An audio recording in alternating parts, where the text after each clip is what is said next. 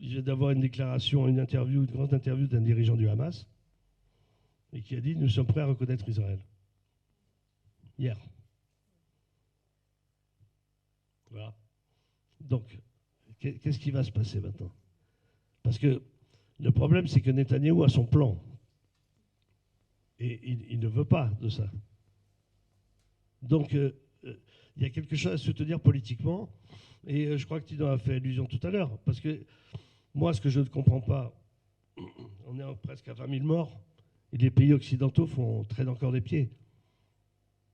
Notamment les pays occidentaux et les pays arabes, n'en parlons même pas, quoi. Ils traînent les pieds. Qu'est-ce qu'il y a de si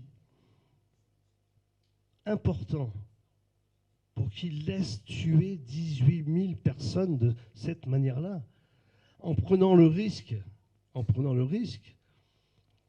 de montrer que le droit international, tout le monde s'en fout, c'est même plus la peine de s'en préoccuper, tout le monde peut faire ce qu'il veut,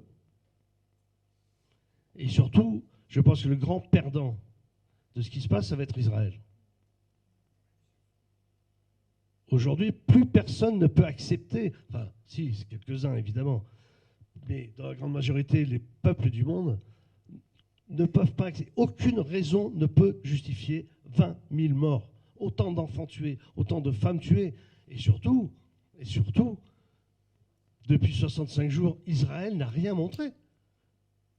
Ils avaient dit, ils sont cachés sous les hôpitaux, ils ont des tunnels, il y a des chambres de décision du Hamas. Ils ont bombardé les hôpitaux sous ce prétexte-là. Mais ce prétexte-là, moi je l'ai vécu aussi en 2014, j'ai vécu aussi en 2008-2009. Et ils ne prouvent rien.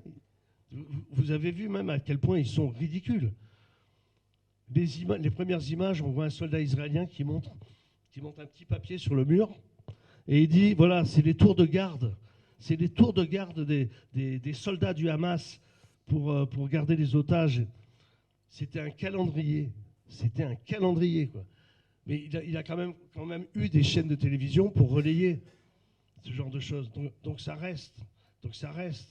De la même manière, sur ce qui s'est passé, rappelez-vous l'histoire des bébés décapités. Des bébés décapités. C'est une journaliste de I24 News, qui est une chaîne pro-israélienne, qui après a dit « Ah non, mais c'est un soldat qui me l'a dit ».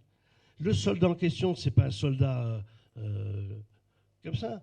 Le soldat en question, c'est un colon de Cisjordanie qui fait partie de la direction d'une association de colons en Cisjordanie, qui s'était déjà distingué par des écrits et des insultes vis-à-vis des Palestiniens. Et quand je dis insulte, le mot est faible.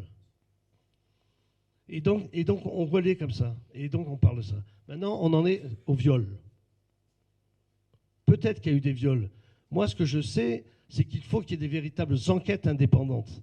Et pas, ici, lui a déclaré ça, rien n'est montré, rien n'est fait. Il faut des véritables enquêtes indépendantes.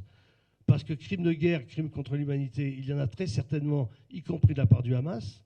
Mais ça ne peut pas être décrété comme ça par 2 ou 3 observateurs qui le disent. Il faut qu'il y ait des véritables enquêtes. Moi, je serais d'autant moins étonné que malheureusement, des guerres, j'en ai faites, et j'ai jamais vu une armée ne pas perpétrer des viols. Quelle qu'elle soit. Qu'elle soit française, israélienne, russe, américaine, ce que vous voulez.